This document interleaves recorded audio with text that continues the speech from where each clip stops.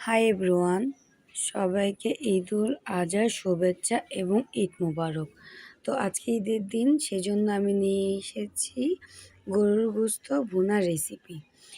এটা কিন্তু হেভি মজা আর খেতে অসম। তো সেজন্য প্রথমে আমি কড়াইতে সয়াবিন তেল দিয়ে দিয়েছি এবং তার সাথে দিয়ে দিয়েছি 1 কাপ পেঁয়াজ কুচি। পেঁয়াজের পরিমাণটা এখানে একটু বেশি লাগবে। সাথে আমি দিয়ে দিয়েছি 2-3টা তেজপাতা এবং 1 চা চামচ আদা বাটা, 1 চা চামচ পেঁয়াজ বাটা আর 1 চা চামচ রসুন বাটা। এবার আমি মশলাগুলোকে দিয়ে ভালো করে কষিয়ে নিব যতক্ষণ পর্যন্ত আদা আর রসুনের কাঁচা ঘ্রাণটা দূর না হয়ে যায়। এখন আমি দিয়ে দেব 1 চা চামচ হলুদের গুঁড়া, 2 চা চামচ মরিচের গুঁড়া। ঝালটা হচ্ছে আপনারা আপনাদের ইচ্ছা মতন দিবেন। আর গোস্তটা কিন্তু ঝাল না হলে ভাল লাগে না। 1 চা চামচ জিরা গুঁড়া এবং 1 চা চামচ ধনিয়া গুঁড়া দিয়ে হালকা একটু পানি দিয়ে এটাকে ভালো করে কষিয়ে নিব।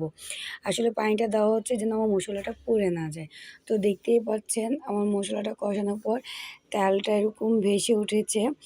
এখন আমি একটা মশলা তৈরি করে নেব। তার জন্য 5-6টা এলাচ, 5-6টা লবঙ্গ, 1 চা চামচ গোলমরিচ এবং 6-7টা দারচিনি ব্লেন্ড করে নেব। এখানে জয়িত্রী জয়ফলও দেওয়া যায়, আমি স্কিপ করেছি, আপনারা চাইলে দিতে পারেন। তো দেখেন আমার মশলাটা মাখা হয়ে এসেছে। এখানে 2 কেজি গোস্ত আছে।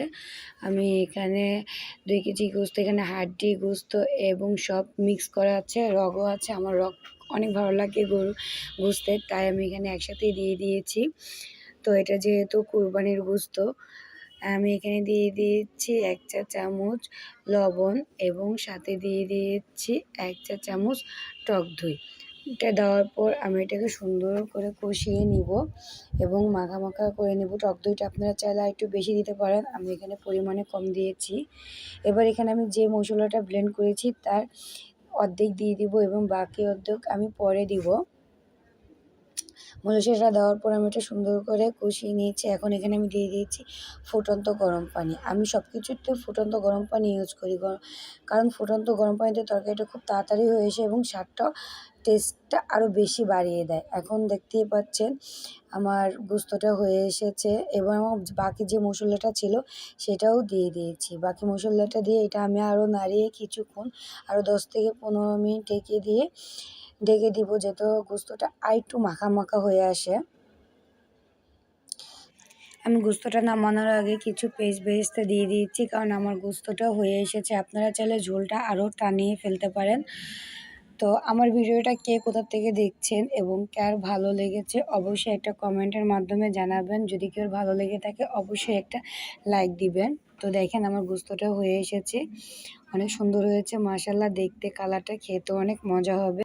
তো আজকে আমাদের আয়োজন ছিল বিরিয়ানি, হাঁসের ডিমের কোরমা এবং গরুর গোস্ত।